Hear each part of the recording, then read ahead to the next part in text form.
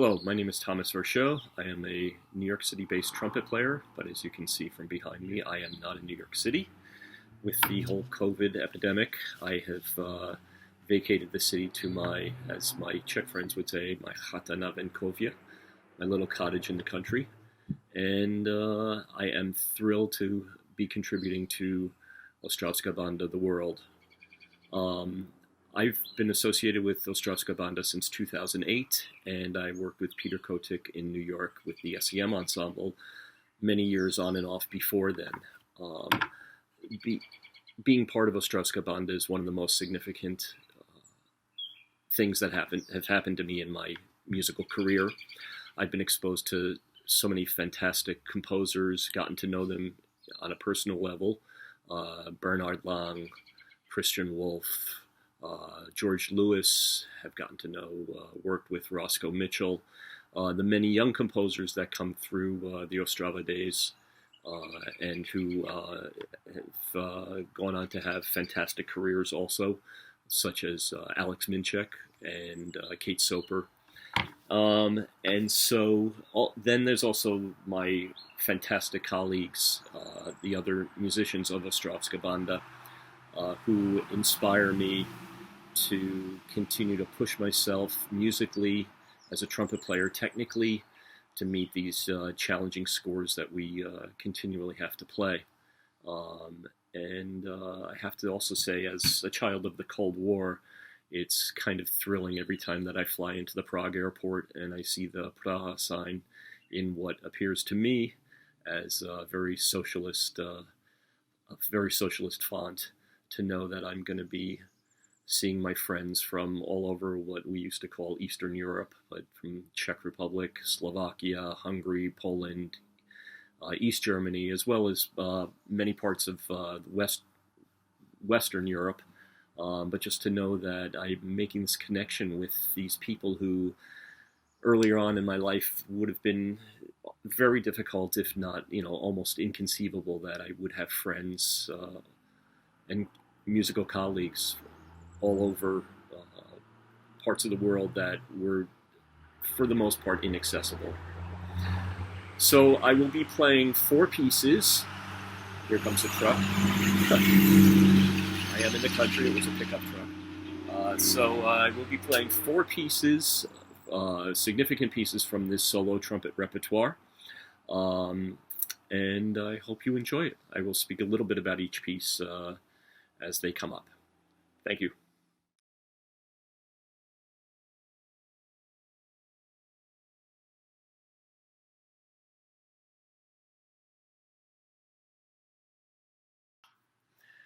In 1956, Italian composer Giacinto Scelsi wrote his 4 pieces for solo trumpet. This was in the middle of his second of 4 compositional periods, and you'll hear many characteristics of that period in these 4 pieces. Eastern music was a great influence on Scelsi. He had traveled to Asia when he was young, and the first movement, you will hear that very clearly. You will hear that influence. During this period, he also felt that improvisation was more important than strict compositional techniques, and the first 3 of these are wildly improvisational. You will also hear his use of microtones. In the first, second, and fourth, he did incorporate quarter tones.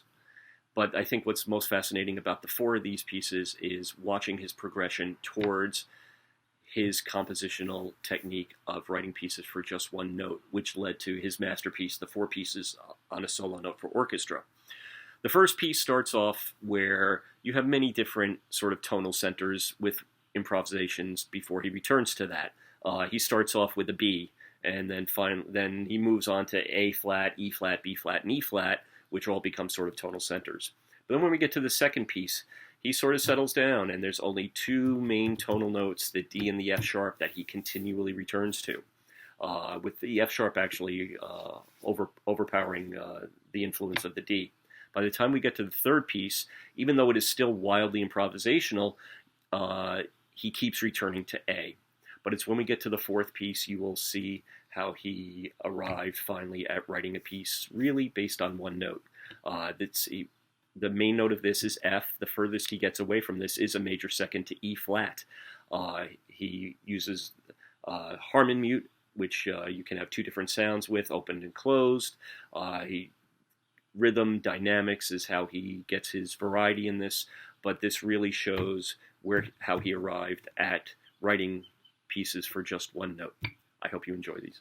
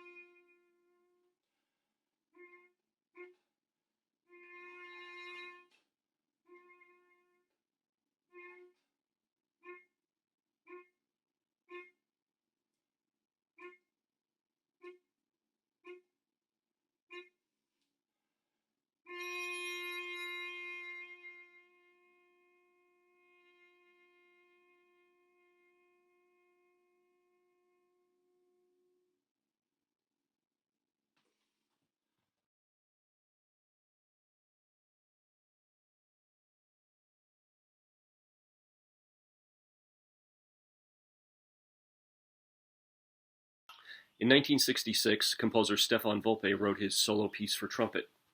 This piece came out of a commission originally for trumpeter Ronald Anderson and the Group for Contemporary Music for a piece for solo trumpet and chamber ensemble. Unfortunately, due to the onset of Parkinson's, Wolpe was not able to complete that commission at that time, but he did write this two-movement solo piece for trumpet. Fortunately, in 1971, he was able to complete the original commission, and that ended up being the piece for trumpet and 7 instruments. But I'll now play for you his solo piece for trumpet in 2 movements.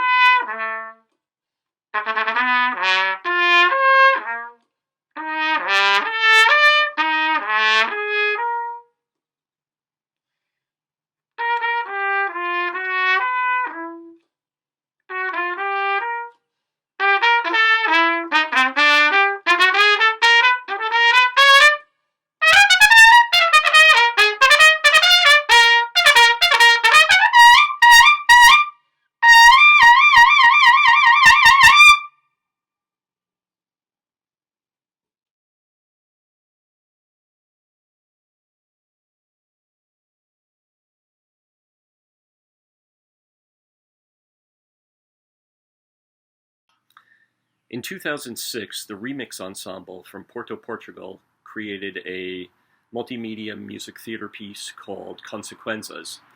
It was an homage to Luciano Berio, and they used his sequenzas as their inspiration. They commissioned solo pieces for every member of the ensemble. The trumpet piece that they commissioned was from Olga Neuwirth, and it was a piece called Laki. She was writing this at the same time that she was writing her trumpet concerto, Miramondo Multiplo. And if you listen to both pieces, you will recognize she used much of the same material in both pieces. I hope you enjoy it.